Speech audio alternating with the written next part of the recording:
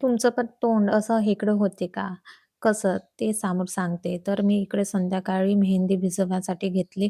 तर त्याच्यासाठी मी चहापत्ती शिजवली आणि बीट पण टाकलं होतं आणि सकाळी यशवी असं तोंड करत होती.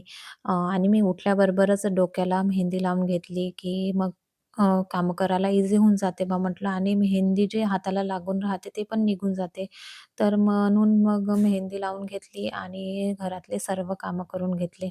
आणि काल रात्री आम्ही उशिराच आलो होतो आणि कपडे पण बाहेरच होते. तर मग ते कपडे मी तसेच चेअरवर ठेवले होते. त्याच्या घड्या वगैरे करायच्याच होत्या. मग सकाळीचच घड्या वगैरे केल्या आणि मग अंघोळ वगैरे केली आणि अंघोळीच्याच आधी मी डोकं धुतलं आणि शॅम्पू वगैरे लावला नाही.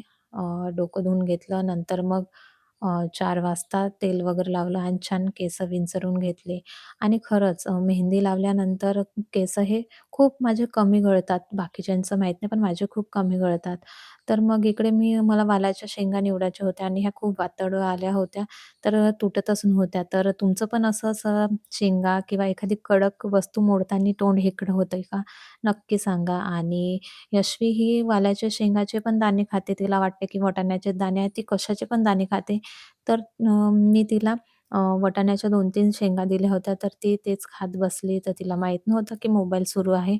मग तिला दिसला तर ती आपली आली आणि ती स्वतःकडेच पाहत राहते आणि बसली तशीच. पॅन्टीवरच होती. मी तिला म्हणत होती की पॅन्ट घालून ये, पण ती काही ऐकतच नव्हती. मग मी शेंगा मोडत होती.